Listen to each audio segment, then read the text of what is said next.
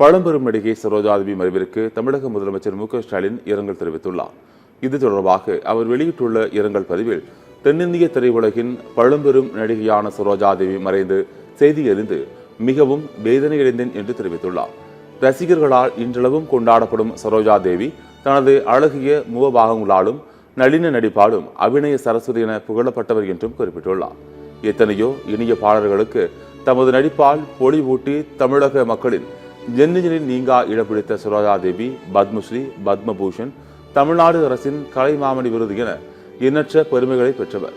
இப்போதும் இனிய முகத்துடன் கனிமான பேச்சுடன் காணப்படும் சரோஜாதேவி மறைவு எளிதில் ஈடு செய்ய முடியாதது என்று முதலமைச்சர் குறிப்பிட்டுள்ளார். இதேபோல எதிர்க்கட்சித் தலைவர் எடப்பாடி பழனிசாமி வெளியிட்டுள்ள இரங்கல் பதிவில், பழம்பெரும் திரைப்பட நடிகை அபிநய சரஸ்வதி என ரசிகர்களால் அன்போடு அழைக்கப்படும் சரோஜாதேவி காலமானார் என்ற செய்தி கேட்டு மிகுந்த துயருற்றேன் என்று குறிப்பிட்டுள்ளார். புரட்சித் தலைவர் எம்ஜிஆருடன் சரோஜாதேவி இணைந்து நடித்த திரைப்படங்கள் யாவும் காலத்தால் அழியா புகழ் பெற்றவை. சரோஜாதேவி எனும் பெயர் அப்படங்கள் வாயிலாக என்னென்றைக்கும் உச்சரிக்கப்பட்டுக் கொண்டே இருக்கும் என்றும் எடப்பாடி பழனிசாமி தனது இரங்கல் பதிவில் கூறியுள்ளார்.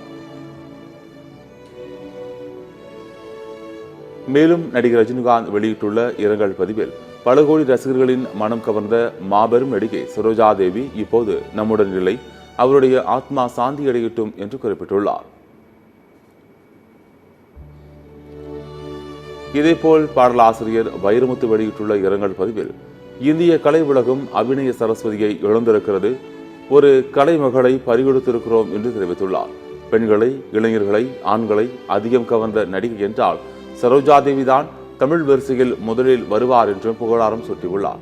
தமிழ் சினிமாவில் அதிகமான பாடல்களை பாடிய பி. சுசிலா அவர்களின் குரல் சரோஜாதேவிக்கு பொருந்தியது போல் வேறு யாருக்காகவும் பொருந்திருக்குமா என்று எனக்கு தெரியவில்லை என்றும் குறிப்பிட்டுள்ளார்.